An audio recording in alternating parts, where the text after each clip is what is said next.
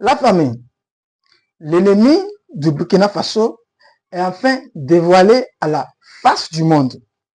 Je vous l'ai dit, n'eût été la vigilance des services de renseignement du Burkina Faso et la protection des membres de nos ancêtres, je vous dis, le Burkina Faso aurait basculé dans le gouffre.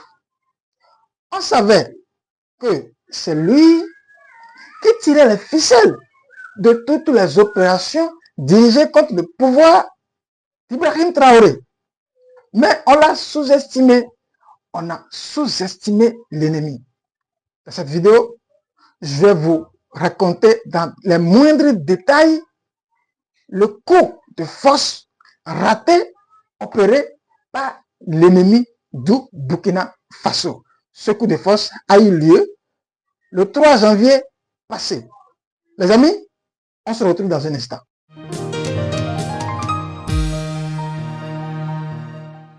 Encore une énième tentative de coup d'État au Burkina Faso. En plus de la question sécuritaire qui monopolise l'énergie des dirigeants, ces derniers doivent désormais surveiller leurs fesses, puisque le putsch peut venir à tout moment. Et le cerveau de ce projet LUFOC est tout à fait bien connu selon les autorités. Tous les indices convergent vers un seul nom. Un nom qui a déjà marqué l'histoire récente de Burkina Faso. Un homme qui a lui-même occupé le fauteuil présidentiel. Certes, brièvement, mais suffisamment pour laisser des traces. L'ancien lieutenant-colonel Paul-Henri Sandaogo Damiba. Pour les autorités, il ne fait plus désormais de doute. En dehors des groupes terroristes, Damiba serait aujourd'hui considéré comme l'un des principaux ennemis de l'État burkinabé. Allumé par un profond ressentiment, l'ancien président de la transition n'aurait jamais digéré sa chute, encore moins le fait que son ancien protégé, le capitaine Ibrahim Traoré, réussisse là où, lui, il a échoué. Selon les révélations officielles, son projet serait d'une gravité extrême.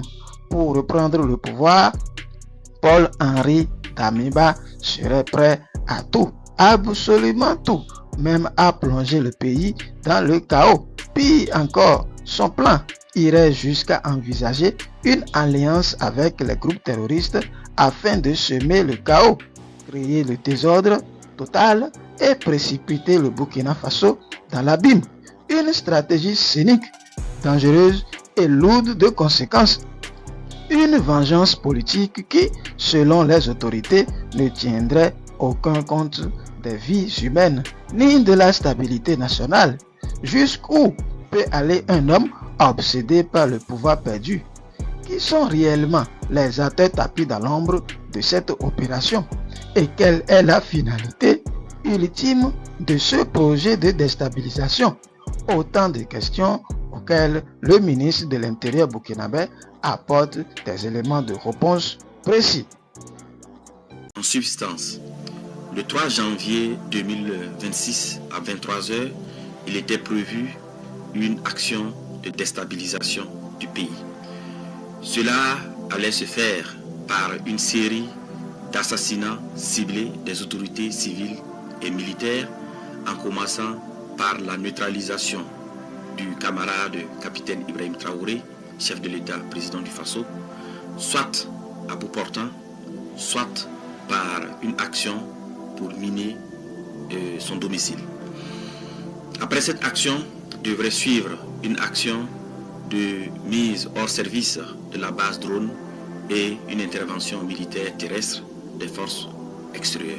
Les acteurs impliqués pour une question de confidentialité et aussi pour éviter de compromettre l'efficacité des enquêtes, nous allons citer seulement l'acteur principal.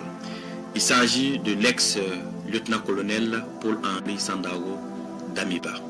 Alors, il a eu pour mission clé de concevoir et de planifier les actions, de rechercher et de mobiliser les fonds, de recruter des populations civiles et des militaires.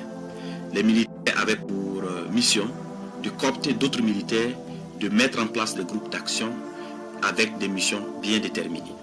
Et les civils devraient mobiliser des populations, leurs adeptes, pour que après l'action militaire, ils puissent mobiliser leurs adeptes pour pouvoir soutenir l'action militaire. Ce qui est important aussi d'apporter comme élément d'information auprès des populations, c'est les sources de financement.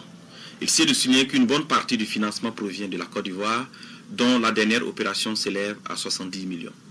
Alors, je tiens aussi à souligner que les interpellations se poursuivent, ainsi que le démantèlement des réseaux. En tout état de cause, et pour prendre l'opinion nationale à témoin, nous mettrons à la disposition des médias des vidéos d'aveux issus des auditions de quelques acteurs clés. Alors, les enquêtes se poursuivent, les interpellations également se poursuivent. Alors, toutes les personnes impliquées dans cette affaire seront présentées devant le procureur du Faso et toute la rigueur de la loi s'appliquera à eux. À l'endroit des Burkinabés, je tiens à rassurer les populations que la situation est sous contrôle. Je les invite à rester sereines. Aussi, je tiens à saluer l'esprit d'abnégation, l'esprit de patriotisme des populations et particulièrement de la veille citoyenne. Cette énième mobilisation des populations pour protéger leur leader, le camarade capitaine Ibrahim Traoré, témoigne de leur détermination à soutenir la marche irréversible de la libération du Burkina Faso des chaînes de l'impérialisme. Je lance aussi un message d'unité nationale, de cohésion sociale et d'appel à vigilance accrue aux populations pour renforcer la veille stratégique de lutte contre l'impérialisme. Voilà, une chose est désormais évidente, le sommeil est devenu un luxe que les dirigeants du Burkina Faso ne peuvent plus se permettre, car l'ennemi, lui, reste éveillé. Il observe, il calcule, il ajuste et surtout, il attend la moindre faille. Après plusieurs tentatives avortées, après des manœuvres aussi discrètes qu'inefficaces, l'ennemi a cru pouvoir tenter une nouvelle fois sa chance. Un dernier pari, un coup de trop. Revenons ensemble sur ce plan minutieusement élaboré qui devait, selon les autorités et selon les auteurs, faire basculer l'histoire du Burkina Faso. Et surtout, entrons dans la logique de celui qui est désigné comme le cerveau de cette opération, l'ancien lieutenant-colonel Paul-Henri Sandaogo Damiba. Premier élément clé, le choix de la date. Rien n'a été laissé au hasard. Le 3 janvier 2026, un jour où l'attention du monde était tournée ailleurs.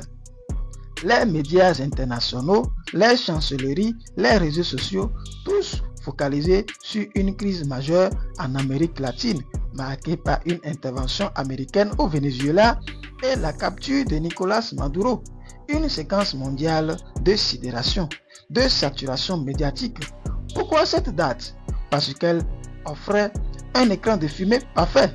L'objectif était clair, agir pendant que le monde regarde ailleurs, faire en sorte que le Burkina Faso disparaisse temporairement du radar médiatique international. Et ainsi, au petit matin du 4 janvier 2026, imposer un fait accompli, un nouveau dirigeant, un état d'urgence décrété, les rues muselées, toute mobilisation populaire rendue impossible.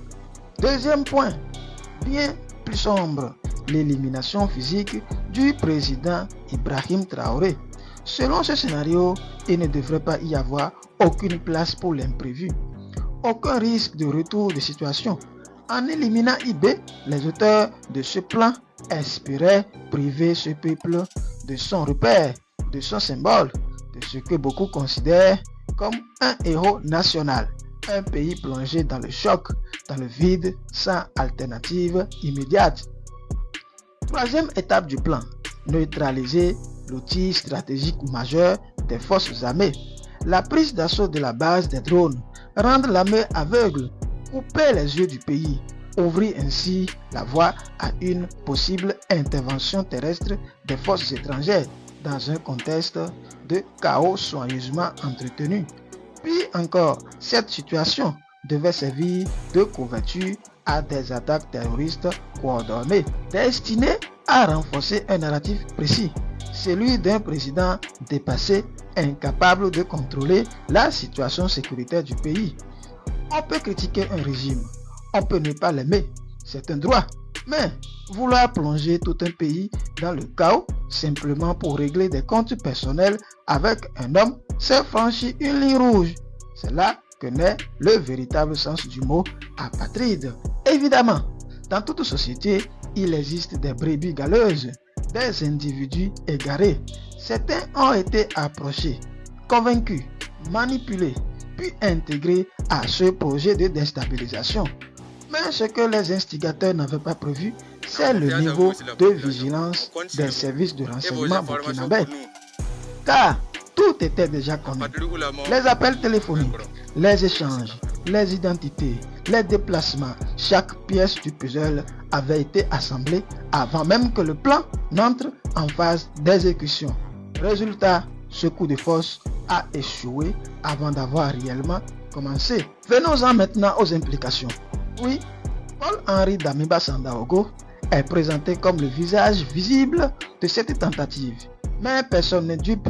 Derrière lui, il y a des mains invisibles, des soutiens, des encouragements, des intérêts bien plus vastes. Et ces acteurs de l'ombre doivent le comprendre. Une fois pour toutes, le peuple burkinabé ne reculera plus. Une question reste également posée. Le rôle du Togo. Peut-on continuer à offrir un refuge à un homme dont l'objectif déclaré est de semer le chaos dans un pays voisin? L'histoire est patiente et chacun finit toujours par répondre de ses actes. Chers abonnés, merci d'avoir suivi cette analyse jusqu'au bout. Votre avis compte, vos analyses enrichissent le débat.